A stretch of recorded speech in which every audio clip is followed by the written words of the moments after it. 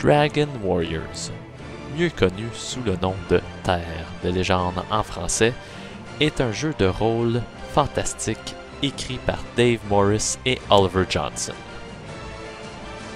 Initialement une série de 6 livres en 1985, ce beau bijou est maintenant entre vos mains en un volume, publié par Magnus Opus Press et qui a fait ses débuts en 2008. Dragon Warriors, aka Terre des légendes, a été capable de résister au fil du temps et n'a pas eu beaucoup de changements dans ce volume. Pourquoi? Parce que le jeu initial était déjà solide et a fait ses preuves. Aucun autre jeu de rôle a été capable de résister à avoir des modifications autant que celui-ci. Il est impeccable et, ceci dit, mérite une place dans votre librairie. Je suis un véritable fan parce que j'ai déjà joué à celui-ci il y a si longtemps dans les années 90 quand je l'ai découvert. C'est un monde fabuleux où ce que les richesses de l'Angleterre sont bien transposées dans un jeu. Dans ce livre, vous allez trouver tous les règlements nécessaires pour fabriquer une quête fantastique pour vos joueurs, comment créer des personnages, vous avez un bestiaire monstrueux, vous avez toute l'explication des classes. Autrement dit, c'est un bouquin qui fait en sorte que le joueur ou le DM peut avoir seulement une copie et vous pouvez jouer pendant des années sans interruption ou sans mise à jour. J'ai joué au jeu initial en français il y a plus de 20 ans. Et je trouve ça très malheureux qu'une compagnie de publication française n'a pas le culot ou l'audace de prendre la traduction française et le publier dans un bouquin. Une chance que Dave Morris a trouvé une compagnie de publication qui a eu l'audace de prendre la traduction en anglais presque mot pour mot, seulement avec quelques modifications pour venir à bout de tout compiler en un volume toutes les choses nécessaires pour jouer au jeu. Et quelle lecture captivante! De la mise en page à l'art, à la couverture, aux présentations, au monde, tout y est et tout est bien fait dans ce livre. J'ai que des éloges à donner à Dragon Warriors. Qu'est-ce qui rend ce jeu si spécial? Mais premièrement, c'est la création du personnage. Oui, c'est similaire à Donjon Dragon pour créer les statistiques initiales. Mais par la suite, si vous voulez faire une épreuve de ces statistiques ou une épreuve d'attaque ou défense ou autre, plus le chiffre est bas sur votre D20, mieux c'est.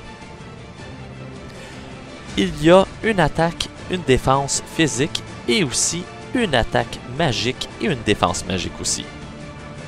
En gros, l'attaque, si vous réussissez votre jet de D20, c'est-à-dire en dessous du chiffre alloué, vous réussissez à percer la défense de l'adversaire. Mais attention, ce n'est pas tout à fait gagné immédiatement. Il faut aussi percer l'armure. Donc chaque arme de mêlée ou une arme pour tirer de loin, tel un arc ou un javelot, il faut percer l'armure, donc il va avoir un autre jet de dés. Si le jet de dés est capable de percer l'armure, là les dégâts s'appliquent. Et chaque arme a un dégât prédéterminé pour enlever sur les points d'énergie de l'adversaire. C'est la même chose approximativement pour les attaques magiques et la défense magique. Vous voyez, c'est seulement des petits détails qui font en sorte que ce jeu donne un aspect un petit peu plus réaliste et aussi différent des autres jeux de rôle sur le marché dans ce temps-là. C'est sûr qu'aujourd'hui, avec toutes les OSR qui existent, il y a sûrement un ou deux jeux qui ressemblent beaucoup à Dragon Warrior. Terre des légendes en français, encore une fois. Mais il faut dire que Terre des légendes a été faite en Angleterre par deux personnes qui étaient capables d'écrire plusieurs éléments fantastiques qui était relié directement à la nostalgie et aux histoires de l'Angleterre médiévale. L'historique de ce jeu est impressionnant. Il y a une grande sélection de classes pour vous joueurs à choisir.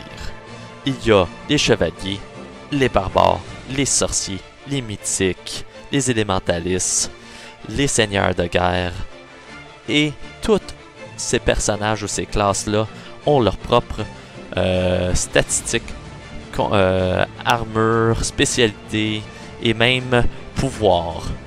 Donc, même si votre personnage ou votre joueur meurt dans les premières quêtes, il peut peut-être s'enrouler un autre et avoir une saveur totalement différente la prochaine fois.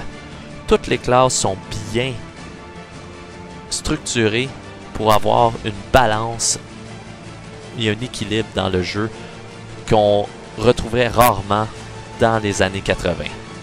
Et encore, aujourd'hui, des fois certains jeux ont de la misère, beaucoup de difficultés même à avoir ce genre de balance-là pour avoir un jeu équitable pour n'importe quel joueur, soit qu'il est solo ou qu'il est en groupe.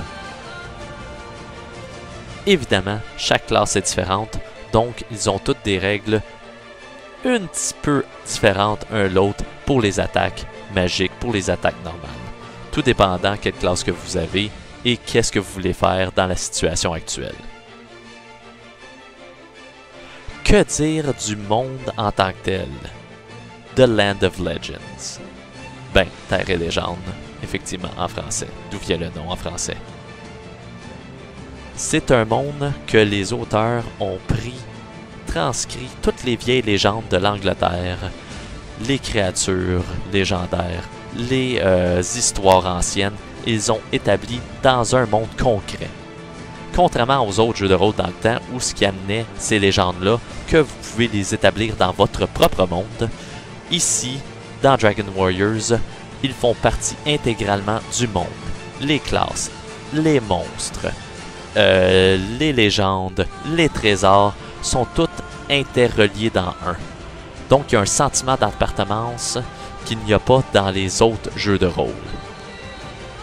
Les batailles et les confrontations, et même juste une petite conversation avec un autre personnage, un NPC, personnage non-joueur, peut être intéressant.